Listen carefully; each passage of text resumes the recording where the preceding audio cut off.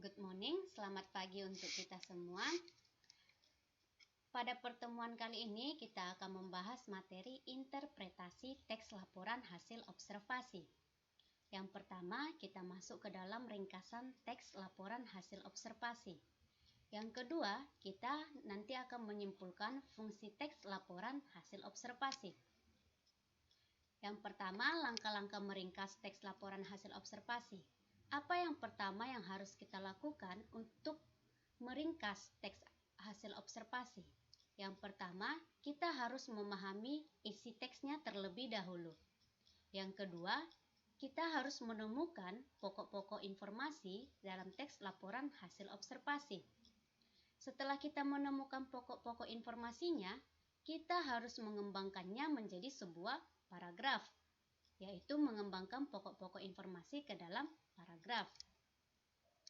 Simpulan teks hasil laporan observasi. Interpretasi terhadap teks laporan hasil observasi dapat dilakukan dengan menyimpulkan teks laporan hasil observasi.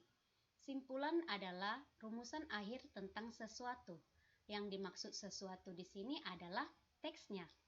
Simpulan disusun berdasarkan pemahaman atau penalaran kita terhadap keseluruhan isi teks tersebut. Struktur dan kaidah kebahasaan teks laporan hasil observasi. Struktur teks laporan hasil observasi, yang pertama ada definisi umum. Definisi umum merupakan pembukaan yang berisi pengertian mengenai sesuatu yang dibahas di dalam teks. Yang kedua, definisi bagian. Definisi bagian merupakan bagian yang berisi ide pokok paragraf yang dijelaskan secara terperinci. Yang ketiga, ada definisi manfaat. Definisi manfaat merupakan bagian yang menjelaskan manfaat dari sesuatu yang dilaporkan, biasanya untuk benda mati. Nah, pertanyaannya, bagaimana Miss untuk benda hidup atau manusia? Nah, untuk manusia, apabila objeknya manusia atau benda hidup, maka dia digolongkan ke dalam definisi perilaku. Yang terakhir, penutup.